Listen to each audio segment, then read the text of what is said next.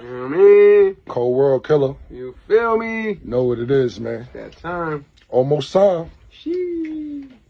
Yo, it's Big Ant the spokesman, man. We back. Another edition of Urban Politicians TV, UPTV. Make sure you stay on your pivot at all times, man. Had to come tap in, and I would never predict that I would wake up today and see this come across the timeline that Cameron has hit J. Cole with a lawsuit for the track 2024 Ready. Now, the Ready song is on his Might Delete album that dropped last year in the midst of the Kendrick Lamar and Drake battle. You know, he took the song off that was going at Kendrick. We thought we was finna get the three-way showdown between all of them, but it got taken back. But he did have this track on here with Cameron, which is a remake of the Diplomatic Community album song Ready, and I most definitely used to jam that myself. And I do remember that clip in the beginning with them in the studio together. But now Cameron has issues with how the business was handled, saying that he wasn't properly compensated, and saying that J. Cole has been giving him a runaround on things with it as well. And this is coming from TMZ. Rappers are taking their beats from the studio to the courtroom these days. Cameron just sued J. Cole over their song Ready 24. In court docs obtained by TMZ, Cameron claims he wrote lyrics and dropped a verse on the song in exchange for Cole agreeing to collaborate with him on a future project, or at least appear on Cam's popular It Is What It Is podcast. Cam alleges that 2 years after the recording, J. Cole neglected to do either. Cam says Ready 24 was recorded back in 2022, and from July 2023 till April 2024, Cam says he continued to communicate with Cole, who repeatedly stated he was unavailable for the podcast. Cam also says the subsequent music collaboration between them never materialized, despite efforts by Cam to put it together.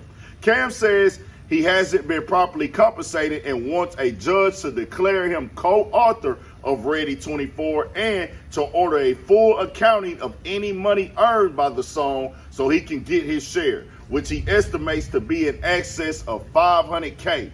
We've reached out to J. Cole's rep for comment. So far, no word back. Now, with this right here, this was a shocker today. I most definitely wasn't expecting to see this right here. As Cameron is saying, hey, bro, if you was rocking with me, this is what it's coming off as. Because I don't know if this is all the way factual, but for them to grab the court docs, that means it's really going on. So we'll just say for what we know right now, and we'll come back and confirm anything that changes later. I'm guessing Cameron feels like, hey, bro, you was rocking with me. It was love. I wasn't even tripping on the business side of it. I wasn't tripping on the money. I wasn't tripping on the feature price or you reusing the song that I did and my vocals and my verse and nothing like that. If you was going to show some love back, we was going to make it mutual. But if you come and do the song with me, then you start ducking and dodging me. Well, hey, now we got to do business, bro. I want to see what the song made. And you got to give me a co-author percentage of this, as in we created it together, because I helped write on it. It's the remake of the beat. The whole concept of Ready is from back in 2003 on the Diplomatic Community, when Dipset just was going crazy at that point in time. Now, me personally, I'm gonna go from the other side of this. It's like, hey, bro, we working, we collabing. Boys don't be really tripping off of features sometimes. Like, hey, bro, if we got respect for each other, it's love, it's genuine. Hey, dog, you ain't got to pay me for no feature, bro. You know it's all good. You know I'm doing this just off the GP to push the culture forward. I like the acknowledgement, and I like that you just showed me the respect, and we working together. But it be like this too.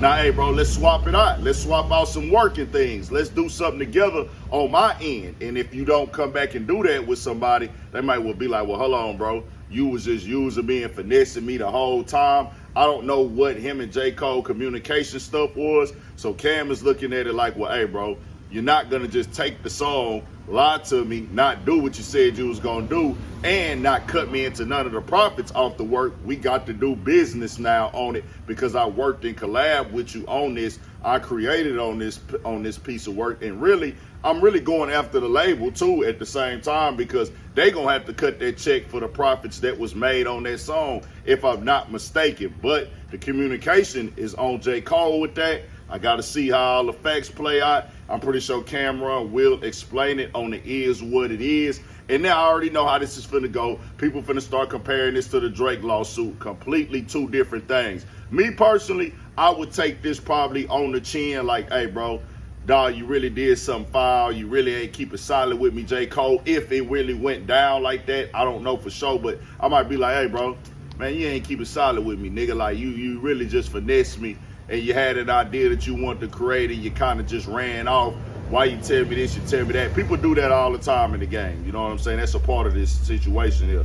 But it's like, hey, if you gonna run off on me like that, just keep it 100. You understand what I'm saying? Keep it 100. But me, I would say that and probably like, I might not even say it. I might just take it on the chin. That's how I would be like, hey, bro, I ain't really tripping off of it. Get your money. I'm getting money regardless. I ain't too messed up about it. Go do what you do. I'm just going to put you as a nigga that'll do something like that in the future. So I know next time. I know how to move accordingly. And I know that you really don't rock with me on that level. But Cam is like, hey, nigga, I need all my scratch. I want all the business done. Y'all getting a big bag off that song. He probably had people look up and see exactly what the song making. They're like, well, hold on now. You ain't want to come to the show. I'm going to go ahead and get that check. J. Cole might not want to come to Is What It Is. We know he don't do a lot of podcasts. He don't do a lot of interviews, rarely, if any. I feel like he could have pulled up. They wouldn't have went over there and went crazy with J. Cole and did too much and asked him no wild stuff. They would have let J. Cole come on there and, you know, chill and relax. They would have been trying to pressure him to say nothing crazy or messy probably. I don't know when was the last time they spoke. I'm pretty sure in the midst of that battle, he didn't want to do no interviews because everybody, including myself, was like, hey, nigga, why you ain't go at Kendrick, nigga? So he probably didn't want to talk about that at that time. We just got to wait and see how everything play out. Hey, some people on their time with business is business. This ain't the same thing with Drake. They was in a battle. Drake asked the battle. Drake told the nigga to drop.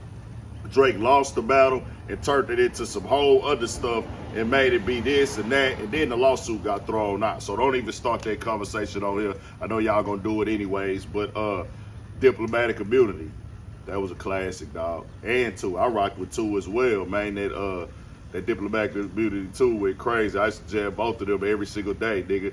I remember that J.R. Ryder verse. That was my favorite one on there. Ever since Jake the Snake, all I rock was bathing apes. Oh yeah, hun. Those them old L1 Sneaks Crispy 350. You ain't never wearing none.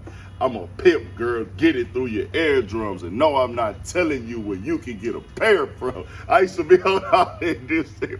Ruger Rail, man. Them niggas to go crazy. That was a time back in early 2000s for shit show. But stay on your pivot. Tell me what y'all think. We got more Killer. coming, man. You feel me? Know what it is, man. That time. Almost time.